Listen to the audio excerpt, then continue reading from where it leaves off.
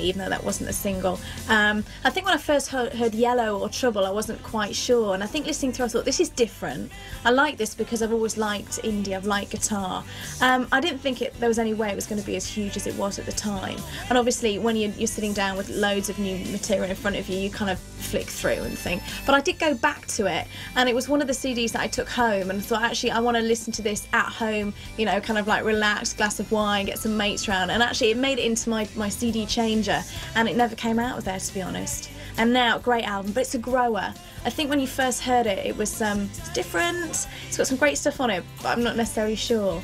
And now it's a mainstay of every living room CD cabinet in the UK, isn't it? It's a great album. I thought Parachute was one of the best debut albums I'd heard probably ever, you know, going back to Boy by U2 in the very late 70s.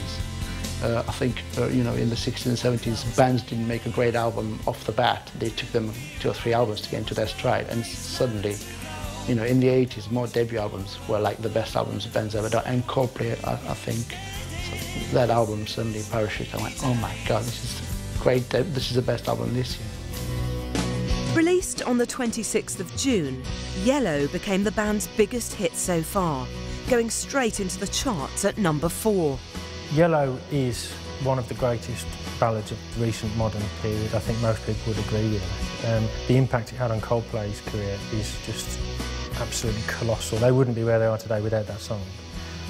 He used a very interesting trick, which he does a lot. He did it on his future single Trouble, where he repeats one word as a little technique, and that works well for them. That's an example of how I thought the first album was repetitious, using the same little tricks, but it worked on Trouble and it worked on Yellow. It was beautifully produced, really simple, as most of that first album is. The guitars got a beautiful tone to them, but no one could have imagined it would have the effect it did. I mean, the radio pluggers and the radio play that got was just colossal. It was like the old cliche of, like, you walk past a building site and somebody's whistling it, you go into a dentist, it's on in the dentist, and nobody could have foreseen that, really. But it is, at the bottom of all of that hype, it's just a massively classic, incredible, beautifully crafted song. Lyrically, Martin's songs in Parachutes deal with the bittersweet balance between infatuation and the isolation of the romantic loser. Every song oozes with love, pain, happiness and hope in the world. On Parachutes, I think the lyrics are fantastic. You can take them in so many different ways. I mean, things like Yellow and Trouble, I think the big singles from that album, are very much, I get the impression it's very much kind of the one that got away. I think, obviously, Chris is writing from his own experience.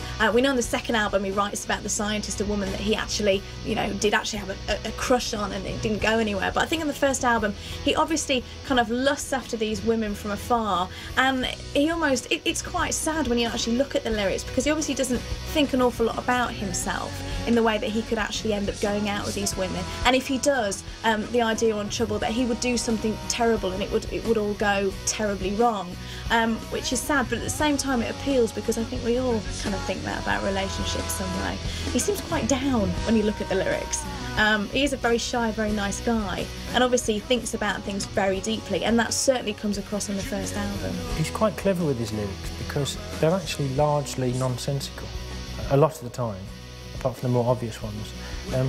But he does it in a way that isn't obtuse like R.E.M., where you listen to an R.E.M. song, you haven't got a clue what he's talking about. You memorise the lyrics nonetheless and you sing along, haven't got a clue what he's talking about. But Coldplay, you start to evolve what you think the song's about, and therefore that can appeal to all sorts of people who read into their current situation what those words are about. And when you look at in detail at his lyrics, they're quite simple. There's no sort of 3rd or 4th dimension concepts and subplots and stuff. It's all pretty straightforward stuff, but done with a nice degree of openness and ambiguity that I think allows you to sort of buy into it. But essentially they don't mean a lot of the songs. Parachutes is by any standard one of the all-time great debut albums, which went on to shift an amazing 5 million copies around the world. Their status as the biggest new band in Britain was confirmed at the Brit Awards, where they took home 2 trophies for Best British Band and Best Album. Meanwhile, sales returns from the US confirmed that Coldplay had shifted an incredible 1.75 million copies of the album, an astonishing figure in a market traditionally elusive for homegrown British bands.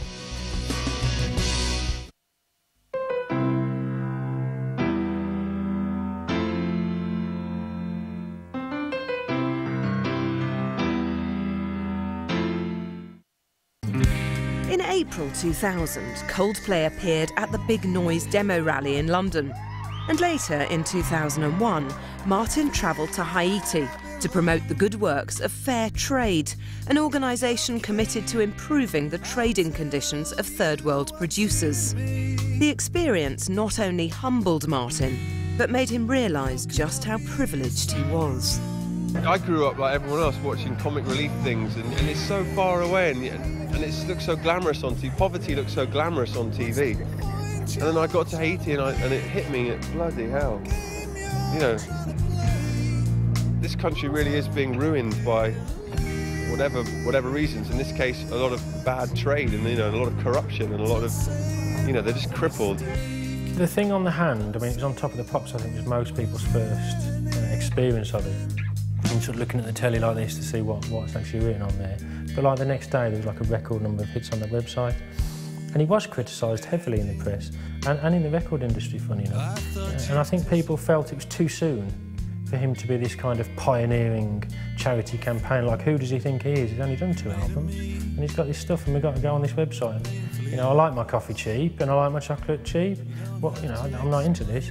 But I think that was a bit churlish, really. I mean, are we saying that you've got to have 5 Grammys in the bag and 6 albums before you can become concerned about other issues? I can see what they're getting at. He was like he was the new kid on the block telling us what to do. I think that was what people felt. But, I think that's a bit harsh, really. Excuse me if I deodorise. And, I remember, I think I walked into the office and there was something on the desk from Oxfam. And because I'm a knobhead, I said, "Oh, what's that? What's that on the desk?" And it said, "Oh, can Chris come on this trip?" And I think I must have been going through a real ego time. So I thought, yeah, I can save the world. Pop stars get a lot of flack for getting into politics and some areas of charity work, but I think with him it's quite understated. He's obviously a man of principle and he just thinks, well look, I'm in a really successful band, I'm going out with Hollywood A-list celebrity, I'm getting photographed at every point, I might as well manipulate the media back and just make sure that people know about that I support this charity. And it's there. He doesn't go on about it at great length, but it's there, and if you check out the fan site, there is a big section there and you can find out more about the charity and what they do. So I think he's done that with quite a lot of integrity. He's not doing a Bono where he's standing up and doing a massive tirade against politics. So fair play to him. He might as well exploit the media and the interest that he's getting.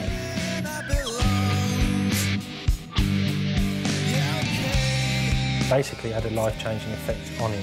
He was sitting on the back of a truck with other members from Oxfam, driving along dirt tracks, seeing people in absolute destitute poverty. Deprivation way beyond anything that you could find within an inner city. And it just shocked him, and this coincided with him being told how beautiful he is, and how talented he is, and how rich he will be when the royalty statements come in.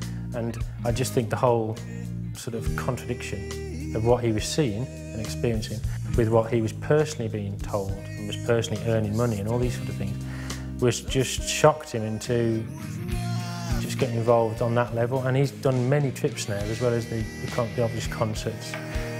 You never see him without a website mentioned somewhere. If it's not on his hand, it's somewhere else, on a T-shirt or something. And you know what? That's probably the highest profile charity within the under 30 years age group at the moment, so it's worked. We take it so for granted that we've got these lovely pavements and, look at those windows and everything, but you go somewhere where no one keeps up anything.